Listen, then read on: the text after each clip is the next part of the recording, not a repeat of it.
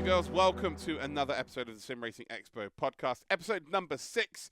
And while he struggled to answer this question every single time I've asked him this year, I have no idea why. But Danny, how you doing, mate? You okay? I'm brilliant, man. I drove the fifth fastest lap in the Sebring 12 hours in the GTP class. I mean, what can I say with my low I rating? I'm over the moon right now. Wow, to be the 5th fastest lap out of everybody in a top split of an iRacing special event is huge. That I must mean don't you got a know top how 10 I even finish, right? belong to. You must have finished top 10 with that kind of pace. That question is not about to be answered in this episode. Thank you. We go to the next one. I did see you upside down, to be fair, I- in in your race, which is not ideal. But uh, you got one lap, which is pretty good. yeah, exactly. That's the most important part for the PR report. No, fair enough. I also had a naughty Yeah. this week for iRacing. Got a protest against me for saying someone's not very good, but not in those words. They decided to take me out to turn 1 at the Nordschleife, and it was a horrendous move from them. I called them not very good, again, not in those words, and they protested me, and I quote, for using mean words towards them. Yeah, Oh man. whatever. I'm sorry, Yeah. my bad. Kevin Bobbitt is finding you at the expo, and then you're getting busted. I What? promise. No, to be fair, Greg and Kevin, they came to my house and they gave me a little slap on the wrist. And Okay. Nim recorded it as Okay. well, so they're having a great time. Okay. So then the We're guy good. of the protest gets the video. Okay, Yeah. that's okay. That's his reply. He's like, "Whoa, this is a bit. Whoa, why have they tied him up? This is really weird." Anyway, right. Sorry, this is stop talking about my. That's kinks. going. Yeah. Yeah. Yes. Christ. What else is happening in sim racing at the moment? Rennsport. So Rennsport Yeah. has changed publisher. Is it publisher? I don't know. Yeah, They're, it's they're publisher. moving on to console, which I think is pretty good. I'm not sure it's not fully out yet, but on PC, I'm not sure it's really taken to the PC community as well as they thought. But going to console, I think might be a really good idea for them. Yeah. I mean, the idea of releasing a software title or a racing title on PC in that last year is, yeah, it's tough. There are so many good games out there right now. Automobilista 2, Le Mans Ultimate, Assetto Corsa, Evo is coming up. iRacing is still strong and gets stronger. Probably the most fierce competition since years we have on the PC market. And console for console there's no esports title except for Gran Turismo, and the esports stuff there is very limited. So the participants are not allowed to have jerseys. They're not allowed to show their team names. They're not allowed to stream the races. That could be potential.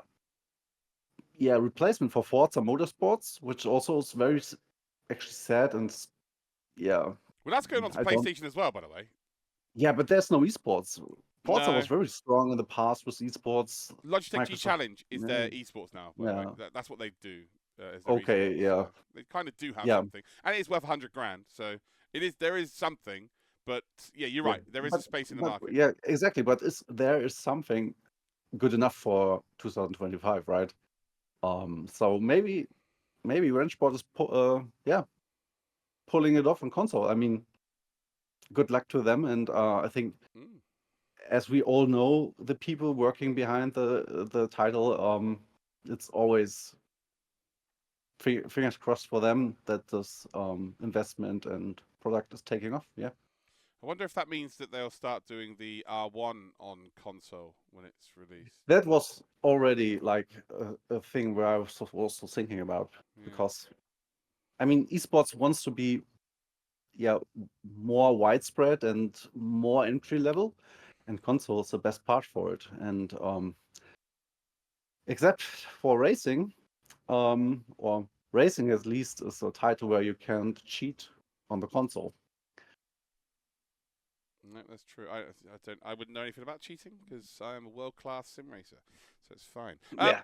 Talking of championships and sim racing titles, F1 esports. So as the time we're recording this, we are on a Thursday, the 27th of March.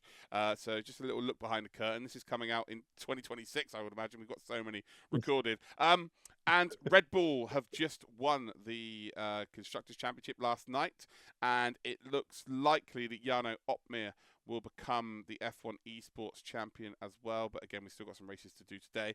And like last year, Freddie Rasmussen finally got his got his championship win, didn't he? But the team championship, they've obviously brought Jarno in to become the constructors champion. That's where the money is the constructors championship. Exactly. And it looked for so long during the season that Mercedes were going to have this sewn up pretty before this weekend. I believe they were like 1.5 race wins clear, so they were quite far ahead. And Red Bull have just dominated this last event. So yeah, congratulations to them. And yeah, what an acquisition that was to get Jarno in. Yeah, I mean, it directly paid off, right? I think generally, if you bring a driver of the class of Jarno into the team, it's not only bringing like experience, but also new fresh wind, right? People getting new motivated because they have such a lead person like Jarno. Jarno exceeded already the limits of being a F1 esports driver. I mean, actually can live off of YouTube and streaming, right? He's a brand on its own, and yeah, good for them. If I'm watching F1 esports, I'm always rooting for the Red Bull guys. So really good to see them, back at the top. And if Jarno can take the title, I mean, obviously the team title is more important for the F1 esports teams, but the driver title and Jarno taking it again in his first year of Red Bull, I mean, that's huge. He'd be the first ever three-time champion as well. So we've had Brendan Lee, who went back-to-back when it all first began. David Tinitza has managed to get a double championship as well. He went back-to-back. And Jarno was the only other driver who's got 2, right? Lucas Blakely's got 1. Yeah, so I'm trying to think who else has won a championship now. Freddie Rasmussen's got 1. But yeah, I think Jarno becomes the first ever 3-time champion if he does manage to do it. So you guys will know by this point. And actually, we will have him on the podcast in the future. So that's really exciting that's really news. great. Yeah. We're going to be able to speak to Jarno all about it over the coming weeks. So keep your eyes peeled on that. And that's pretty much it. I will say one thing. Congratulations to Brendan Lee, who is a 2-time champion. He's retiring from F1 esports. He's just actually announced that he's going to he's going to go into content creation and hosting of events. Oh, really? Come for my job. I will. But no, Brendan's a good lad. He's had exactly. such a long journey, all the way back from when he was representing esports and cars and BAM esports and all of those teams back in the day. Remember the finger wag? I'll never forget that. But yeah, yes. Shout out he to was actually at the start of F1 esports. He was such a bad boy actually, and now he's like the prime example of a good esports athlete that is also capable of many more things than just driving. That's really cool. Well, he's one of Darren Cox's prodigies, isn't he? He comes from the esports and cars team back in the day. Yeah. So yeah, shout out to him. But that's it from me, to be honest with you, Danny. That's me done. Yeah, let's go into this episode. I mean, we're having Jim from PRI and Formula Drift. I'm really looking forward to that episode because it's so different and unique, but also so same for the SimRacing Expo because 2 event organizers are coming together. Looking forward to it. Absolutely. Without further ado, let's welcome our guest at this time. It is Jim Liaw. And here we are, ladies and gentlemen. I am joined by the co-founder of Formula Drift and the general manager of performance racing industry, Jim Liaw. How you doing, mate? You okay? Yeah, I'm good. Thanks for having me on.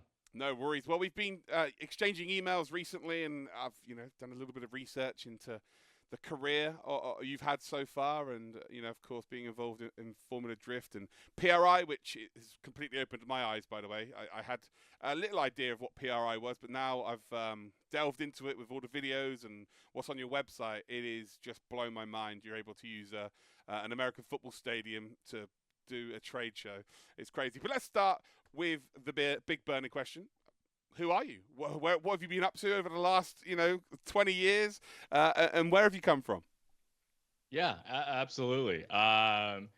Always been a car enthusiast, even before I could drive, and just been really fortunate to be maybe in the right place at the right time, surrounded by, people at school that were older than me that were in the early days of modifying cars, especially Japanese performance cars in Southern California.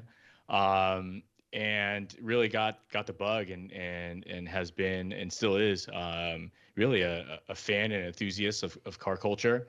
Again, I think another fortunate part is that as I was leaving college, there was an opportunity for an internship at a publishing company. And really that opened my doors to a automotive motorsports industry career path. I didn't know anything about it before, aside from being a fan of cars, and didn't know the industry, didn't know the business of the industry, didn't know what to do, what careers were available and opportunities were available. But that was kind of the gateway into this world. And through that internship led me to a advertising sales position, led me to being on the road and going to different events and really catching that bug as well, and being very excited and enthused about how dynamic events were and are, just all the moving parts and pieces and fans and all that kind of stuff, and ended up at two different event companies that taught me a lot. One was that involved import drag racing, and that was kind of a thing for a while. Front wheel drive, Japanese performance car drag racing. Worked with that series for a couple of years. Moved on to the company that produced what was the Hot Import Nights car show series, and at a certain period of time was, the biggest in the Japanese performance import car scene here in the U.S. And really learned a lot being in that environment. Led me to meeting Ryan Sage, which is my co-founder at Formula Drift.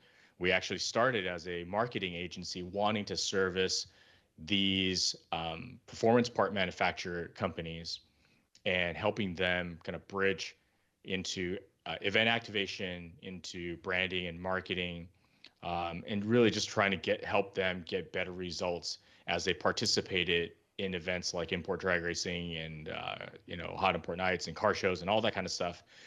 And so we started Slipstream Global Marketing, which was young and dumb, and we just kind of did it. And again, fortunate that we were in the right place at the right time. We did some really good work with great partners, racetracks, sanctioning bodies, manufacturers, part manufacturers. And through our Japanese performance industry, our JDM connections, it was told to us that, Option Magazine, which those that are in that scene knows was the legendary leader of Japanese performance. They had created a event series called D1GP, which is drifting. They formalized it. They brought it onto a track. Which a lot of times these car culture events started on the streets, and they brought drifting from mountain roads onto racetracks and formalized it. They were, I think, 2 years into their existence, and they wanted to come to the U.S. to produce a exhibition match. And so we as Slipstream, bid for that work, and we got it, and we were their promoter operator in the U.S. That also opened the doors to places like Irwindale Speedway, which the D1GP event was held at. And we produced that event in August of 2003. Hugely successful. Even within that JDM culture industry, drifting was new. So we did a lot of education leading up to that event. We left with tons of kind of residual baggage in a good way, where drivers wanted to do more of it, where companies wanted to participate and support more of it, and racetracks started wanting more of that on their at their facilities. Unfortunately, D1 didn't want to continue that partnership. They looked at the U.S. market at that time as kind of a PR stunt. Let's go once in a while. Let's put on a show. And we may come back. We may come back next year. We may come back in 2 years. We may come back in 6 months. We don't know. And when we do, we'll call you. And we felt that we didn't want to lose the momentum that we built. And so respectfully, we kind of went back to them and said, well, if you aren't willing to commit or partner to do something permanent here, then we're going to go create something. And they thought we were, maybe we were too bold or too, living in our kind of our dreams, and said, yeah, go ahead, do it. And so from August of 2003 till we quickly ramped up and created Formula Drift. We announced it in November of 2003 at the SEMA show, and by April of 2004, we had round one, year one, season one of Formula Drift, and that's why it's I think you asked, it's on the back of my wall here. One of the significant landmarks in Formula Drift history is Road Atlanta. They are currently, and this is going into now season 22 of Formula Drift. Road Atlanta has been on the circuit, the only facility that's been on the championship circuit since year one, and they paved a special section for us to be able to kind of loop drift cars back around to the start line. So it plays a kind of significant part in history, and Road Atlanta wouldn't have happened if we didn't have Slipstream and some of the work that we did with the sanctioning bodies that went to that track. Fast forward, 22 or 20 some seasons of Formula Drift. We went through the Great Recession. We went through a pandemic. Every time we came out a little bit more efficient and cleaner, and we were able to level up every time we came out of these really bad circumstances, kind of in society, in our environment. And post-pandemic, Formula Drift came out kind of swinging. We were one of maybe 2 or 3 drifting series that were still operating and live streaming and putting content out during the pandemic. We did it with all kinds of crazy regulations, some no fans, all that. Everybody has seen all that, and it leveled up and it grew. But I also had the opportunity, because pre-pandemic, I ran for the SEMA board of directors. And for those that don't know, SEMA is the Specialty Equipment Market Association, produces the largest automotive aftermarket trade show in the world, and the largest trade show in the city of Las Vegas every November. And SEMA as an organization, as an association, have kind of volunteer positions, and the top being selected to be on the board of directors. It's a voted in deal. I ran for that, I think, in 2018 going into 2019. Unfortunately, I didn't get it, but I think that also put myself on the radar of a lot of other people in the industry. Come post-pandemic, there was a discussion about some restructuring at PRI, which is an entity that SEMA owns. And PRI is the performance racing industry. It's the largest all motorsports, all racing trade show in the world. It happens every December in Indianapolis. And there was a position that was discussed with me and really intrigued me. Is it time to, step away from Formula Drift from a day-to-day role? Maybe does it open up other opportunities? Probably. Is it going to be challenging, and will there be a lot of learning? Absolutely. So after some heartache and turmoil and a lot of thought, I thought that was a good move for me personally and professionally, and so I took on this general manager position at PRI. The Formula Drift team is all cylinders are cranking, and it's still full speed ahead, and the series continues to grow and elevate. The team that's there, Ryan is at the helm. So everything is doing spectacularly, which is a great fortune to me, and very fortunate that there's a team that's there to do that. And I was able to come into PRI post-pandemic. There wasn't a show, and working on things to grow and expand what PRI is beyond just a domestic racing trade show. There are global elements, there are new technology elements, there are ways to grow and diversify without trimming the core and the essence of what was and what is PRI. So kind of long-winded story there. Kind of meander through a few things. Maybe I missed a few details along the way, but that's where we sit currently. Well, I am still here, guys. Don't worry. No, I'm only joking. No, that is a lot of information to take in. So let's strip it back a little bit. Sure. Where did your love of motorsport start? So for me, it was Damon Hill racing for Williams in Formula One. Like that was what made me fall in love with motorsport. Where did it begin for you? Yeah, I think it starts with just the aesthetics of cars. I think back to again in my high school years, seeing I guess my era, two things stand out really that kind of emotionally moved me. One was the E30, first generation M3, and just something about the boxiness and the lines and the edges of that car was like, this is different. This feels different. Man, this is something that I aspire to wanting and driving. And then also around that time was Miami Vice, and you see Don Johnson in his Ferrari, California, top down, and then later to the Testarossa, and it's like, man, this is just really, really cool. There's kind of no words at that time. You're like, this kid, and you don't have your driver's license yet. And you kind of see these things, and it's just like moves you from the inside. It's like ever since then, it's been, what other cars are there? What else is there? Oh, look what's new. Look what's next. Look, and then really, expanding that palette to be like, oh, what about older and older and older? What do they look like? What are they? So that was kind of my first, I guess, like emotional foray into cars. But I think what really, really got me was my first Long Beach Grand Prix. And man, sometimes when I talk about these things, it's kind of full circle, and it's really cool. But yeah, the Long Beach Grand Prix, it's a local race. It's the longest running street race in the U.S.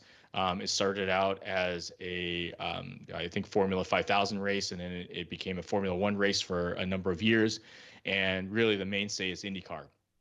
And I remember walking, it was a pedestrian bridge, kind of like it was under another, it was like a 2-level bridge. Anyways, I was on the lower level walking across the back straight, and I just hear, Indy cars coming down that back straight at 170, 180 miles an hour.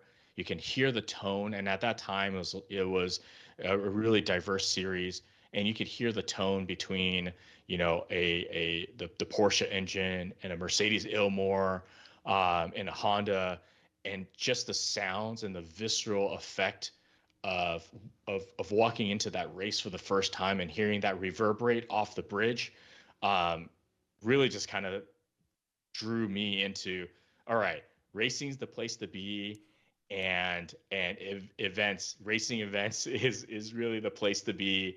And so just been really fortunate that from that kind of moment to decades later where I am now, I'm still kind of in that space, and I still get to experience those sounds all the time. IndyCar's my jam. That's my championship, like over anything else in the world. So to hear that is impressive. Like, well, Long Beach is on my bucket list. I've very fortunately been to the 500 a couple of times, but I've never managed to go to Long Beach, which is something I want to do at some point. You mentioned there, like Miami, the colors. It wasn't even just about the cars, right? It was the culture, the way people dressed, the music, like everything about that era was very special. And the one thing I do like about the Miami GP and Formula One is that they kind of have those principles in the background of how they present the Formula One there. I think for a period of time, a lot of racing series forgot that, right? I think a lot of they forgot the cultural impact of motorsports.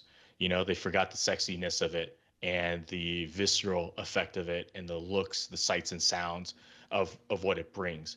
And it's just so organically dynamic. You can't script it, and just things unfold. And so yes, from different geographies, where what track, where are you, what part of the world, what part of a country you're in, and the culture and the lifestyle that surrounds it, is so rich and full. And I'm really, really glad to see that various series across the board have really captured that the fashion, the music, and really embraced that and made it a much fuller experience, especially on race week, race weekend.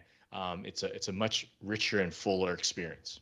Yeah, and if you don't, as a series now, like it's all about how good your product is as a whole. The racing, I think, cars are so overdeveloped these days that the racing has suffered because of that. So, if it isn't an experience outside of that, then your series as a whole would suffer, in my opinion. Yeah, I mean, sometimes less is more, right? I think everybody, and whether they're their own businesses and whatever it is they do, you kind of meander through wanting to do a lot to trimming some fat and being really hyper focused. Yeah, you're right. Sometimes there's just too much, and you want to trim some of that away and focus on what really matters. Well, let's head to 2003 then. So that was actually the year I left school. Crazy enough to say.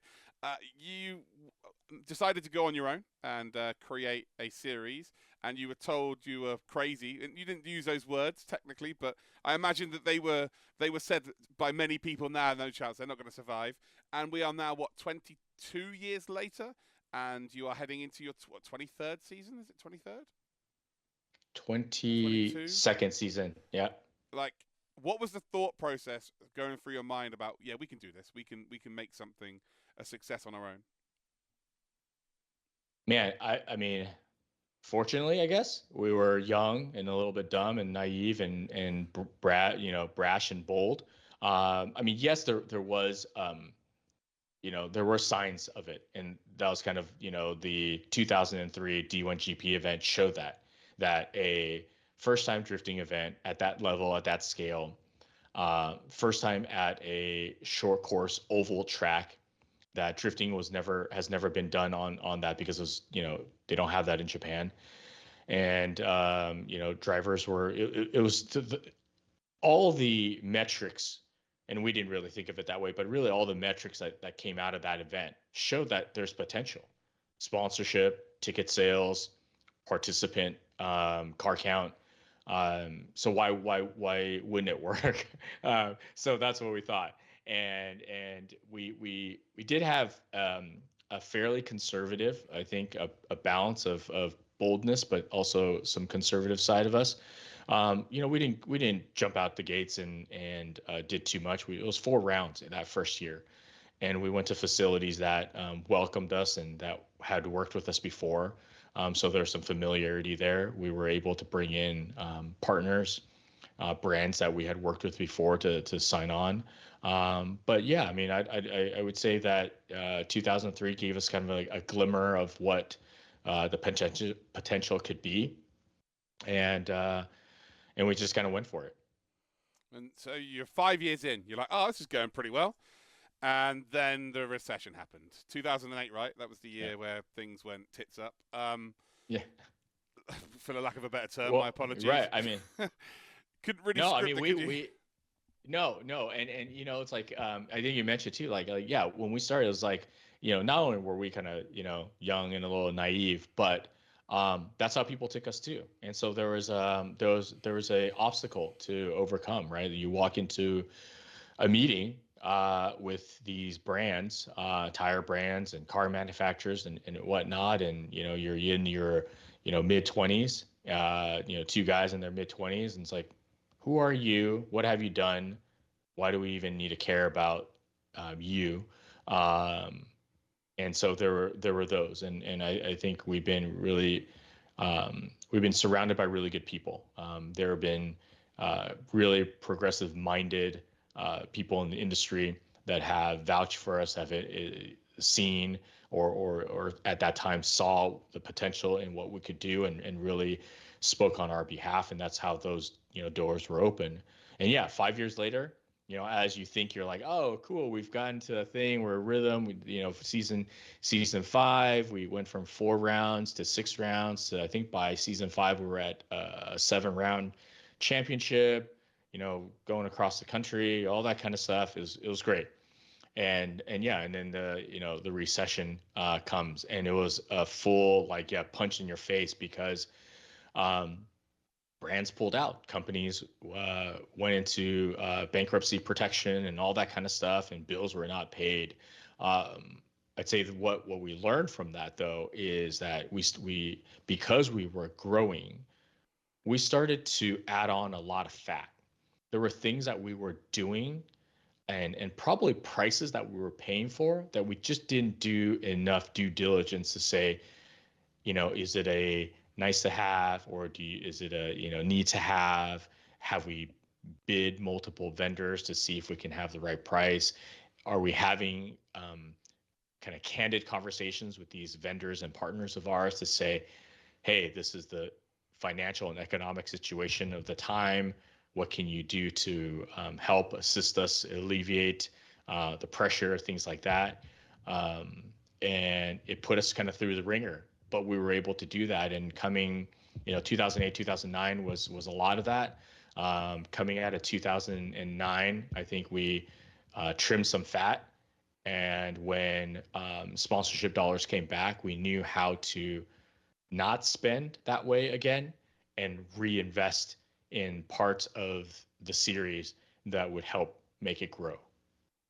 So yeah, obviously no one wishes for a recession, but it sort of helps you learn how to protect the business moving forward. We have a plain sailing 12 years. We're good, no problem. It's all everything's fine. Well, 11 years I should say. A chance to grow, and then something that no one predicted. Like, we've never seen it in our lifetime. Obviously, we've seen a couple of half recessions, and then we saw a big recession. But we had a pandemic, and obviously you guys have live entertainment where people need to go to it for it to succeed. How did you deal with the world just being shut down? Like, that must have been unbelievable to go through. Man, I mean, all these experiences, we've taken away a lot. I think there's a lot of learning, right? You have to, right? You have to, these kind of stumbles, and I mean, I would even say stumbles, like falling off the cliff kind of moments. If you don't learn from them, then what a waste of an experience, I guess, right? Though I would never want to relive any of it ever again. But it really showed that what we learned from 08, 09 is to have really open, honest conversations with people. And that was what we did. And there's nothing wrong with over communicating. And that's also what we really leaned in on. And we also had to make some sacrifices. And that's where, maybe the fine line between certain series and businesses and people is what type of sacrifices are you willing to make? We looked at the potential inability to put on events as something more than just protecting and salvaging the series. Meaning, can you get whatever pandemic protection money, and can you pause everything until all is clear?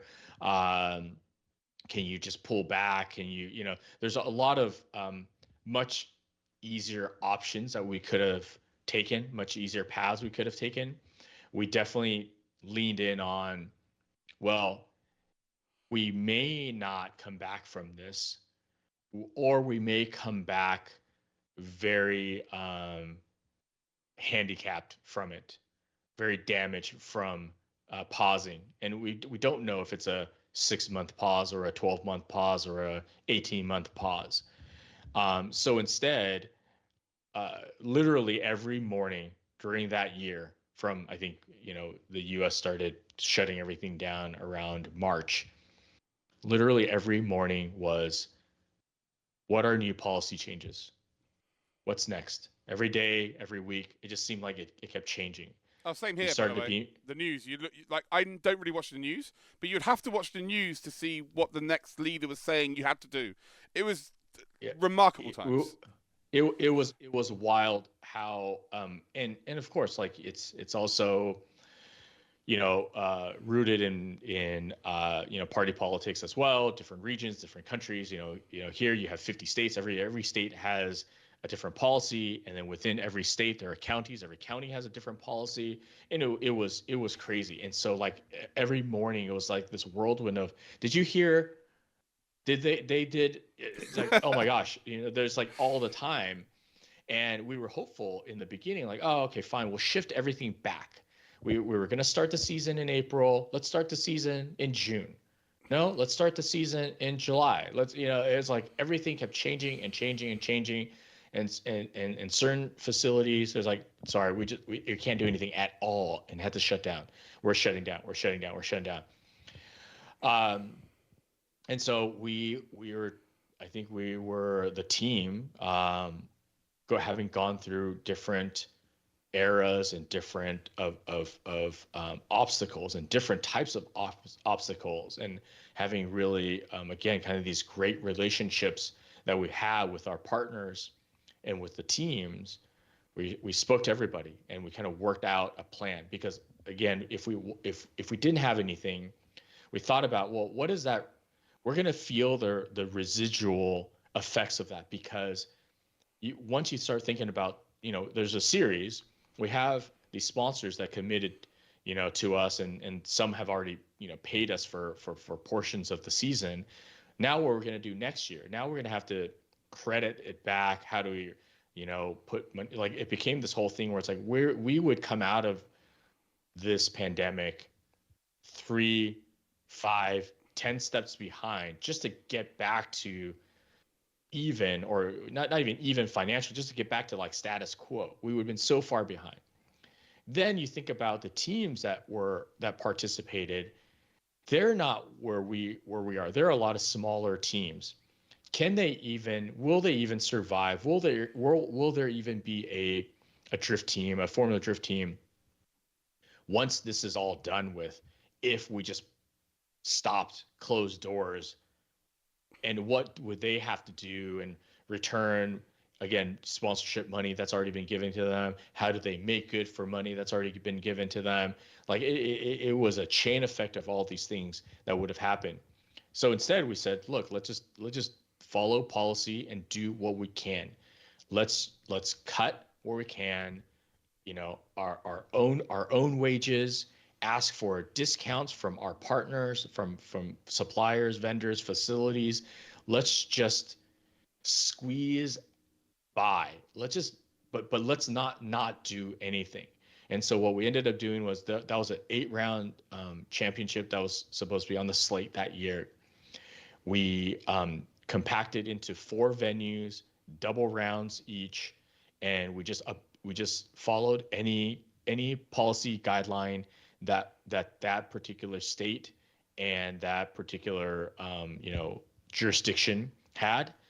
And we did 2 rounds in our Seattle venue to no fans. We did 2 rounds in our Texas venue to very limited and kind of socially distanced fans. We did two rounds at Irwindale Speedway to a very small, limited audience.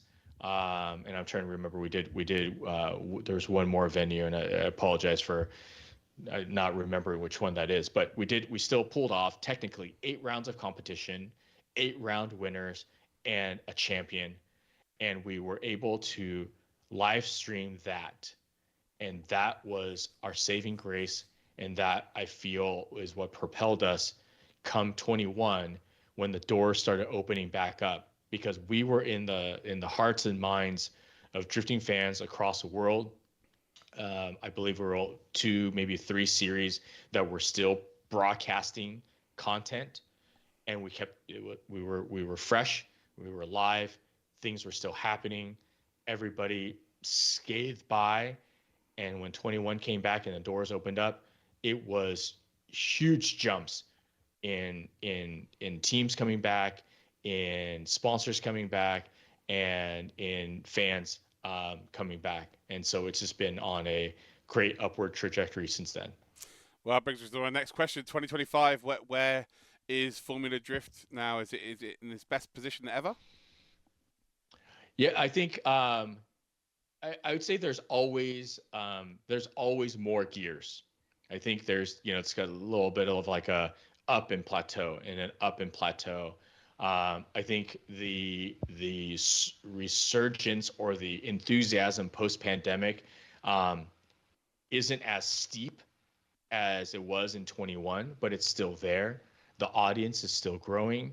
For drifting being in, the new kid on the block in comparison to, the the Formula Ones, IndyCar, NASCARs, and NHRAs of our world here.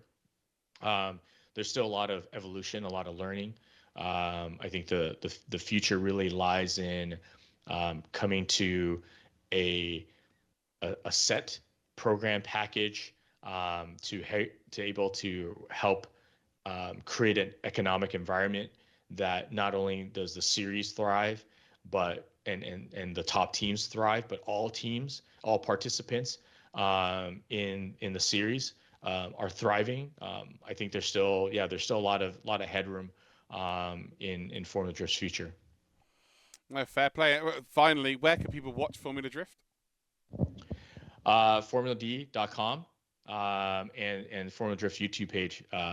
All the live streams are free to air. You just have to calculate your time zone, and you can watch everything from qualifying, or now it's seeded brackets. So it's competition to get seeding for the lower ranking drivers, and then it's what we call battle or tandem drifting all the time. So you can watch 2 days worth from beginning to end of every on track competition activity. That's there, free to air on Formula Drift's YouTube page. All of those links will be posted below as well. Right. Now we head to, was it 2021 when you decided to do something crazy again? There's a common theme going along here, and you become and I gotta get this right, general manager. Is that correct? Yes. Of PRI. So obviously you touched on it a little bit with your long story earlier on, but if you could maybe explain to the audience what PRI is, and maybe a little bit about it, especially mentioning where you host it. Sure. So PRI is the performance racing industry. It's essentially, it's best known for the PRI Show every middle of December in Indianapolis, racing capital of the world. And we put on one of the largest all racing trade shows in the world. Companies that range from those that make machinery for your race shop to telemetry to on-track timing and scoring. So that entire ecosystem of race promoter, race facilities, part makers, race teams is what PRI is about. And aside from the show, we serve the industry 365 days a year in terms of advocacy and policies. We have a membership program that brings kind of the industry and the community together, and we have a media product, our magazine and our website that just talks about all the happenings, with the business of racing. Yeah, it's something quite amazing. I watched a video yesterday, and it showcased the Lucas Oil Stadium, which is where the Indianapolis Colts play American football, and you had all of the trailers in there. Like, give us a little bit of insight into how you made that happen. Yeah,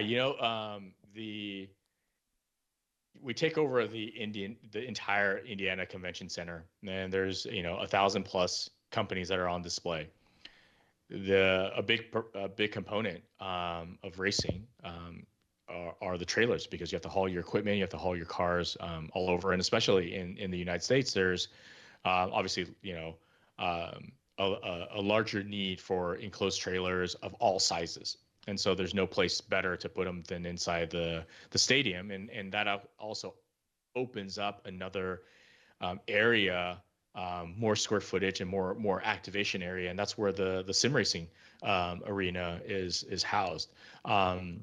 You were asking, I think the genesis of PRI, Steve Lewis, the founder of PRI, he's a racer and a race promoter, a race team owner, and felt that there was a need to bring the racing community together. You created PRI first as a magazine, and then later as this trade show, and it's grown since then. And this is where why December, because it's the off season, and let's bring the community together, let's bring the industry together, and let's try to cross pollinate short track, dirt track racing or drag racing or drifting and autocross and circuit racing and open wheel, and bring these communities all together and cross pollinate so that different brands and different series and different drivers can able to there's an environment for them to network, but also to learn from each other. You just mentioned it briefly. My history is sim racing. I work in real world motorsport as well, but sim racing is where I started. What are your thoughts and what are your perceptions of its growth and its importance to the PRI show moving forward? It's absolutely. I'm impressed by it. I am a novice to it, but I know enough to know of its potential and of its value, really. As we said, PRI is supposed to be the agnostic, all-encompassing, all-embracing racing industry entity to promote, protect, and elevate our racing world, our racing community.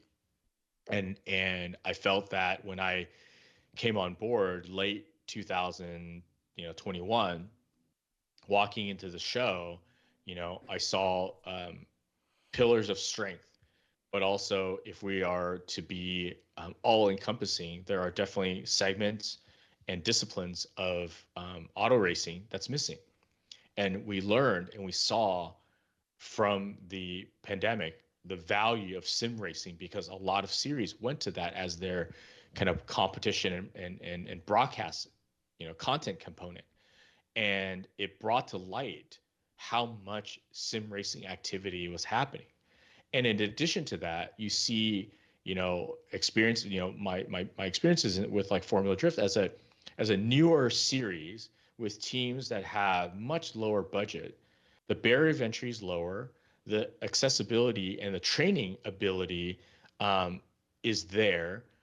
I can be a small team, and I can do testing at the next round, and be able to drive in a very close environment and setup, so that I can get laps in before I even physically have to put even risk a vehicle and put gas in the gas tank, put a car on a trailer, and drive to that particular facility and drive laps on it to train and to learn. I can get extra laps in prior. And so those are really valuable parts to the racing industry, because one, it provides more skilled racers, because you're providing more training, you're keeping it more financially attainable, because they can do practice laps without having to go cross country, and it lowers the barrier of entry where and it still is, but where go-karts were kind of the only entry into formalized racing. Now you have sim racing. So young kids that or families that want to get started in racing, what better way than to buy and set up a sled and try it out before you even invest in a vehicle? And so really we have to understand and appreciate that if we want to continue to pump new blood, and everybody talks about next gen, well, then you really have to embrace and understand what sim racing, how it plays into this larger ecosystem. You've nailed it. It can be the starting block for drivers to really fall in love with any series. It can also be used as a tool whilst competing, and then it's got its own standalone sim racing, esports, if you like. Some of the very best drivers in the world are not just competing in the real world, they're also competing in sim racing. Max Verstappen, who's probably pound for pound the best driver in the world right now, is a massive advocate for that, and obviously doing very well in both. So yeah, it's nice to see people who may have not been exposed to it as much as someone like me appreciate how important sim racing is. Yeah, it's a education process. And sometimes it's, people feel that it's like a cultural shift. I don't ever think that. I always think that new things add and enhance. They don't always take away. Sometimes people feel that kind of new things like drifting would take away from something. It doesn't. It adds. It brings more audience. It brings more people to your facility. It brings more people into appreciating and understanding racing, and that means they can diversify and become a off-road racing or a NASCAR or whatever fan participant, in the future.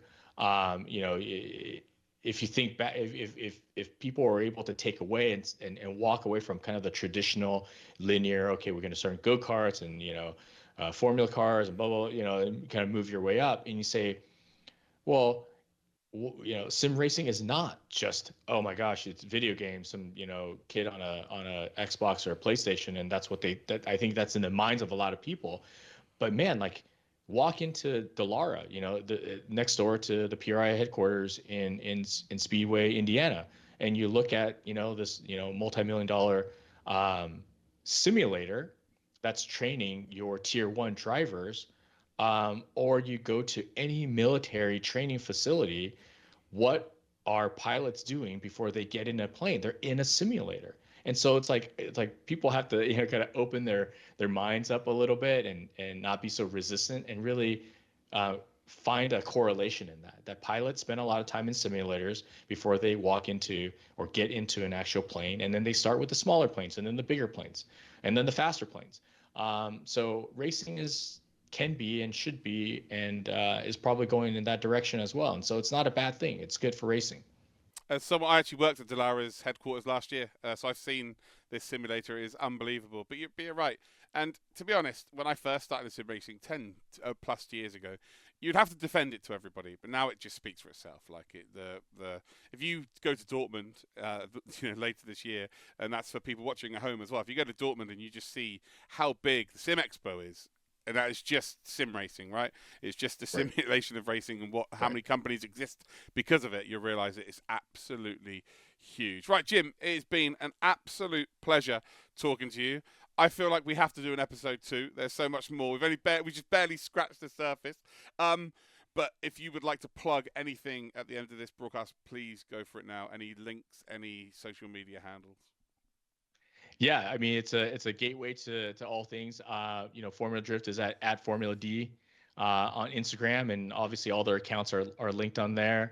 PRI is at my PRI Show on Instagram, and again, links to the YouTube page and the website and all the information that you need. And then if you guys want to connect with me, I'm just at Jim Liaw, JimLiaw, and on Instagram, and you'll see a lot of things about my kids. and what I do on the weekends, but also a lot of cool car stuff too. All of those links will be posted below as well. And well, there you go, ladies and gentlemen. That is episode 6 in the books. Lots of information to take in. Hopefully you enjoyed that as much as I did. And if you did, please leave a comment below letting us know exactly what you enjoyed about this episode. Any guests that you want to, of course, request to be on the show, please let us know in the comments as well. But yeah, as for now, we're done and dusted. We'll see you next time. Bye-bye.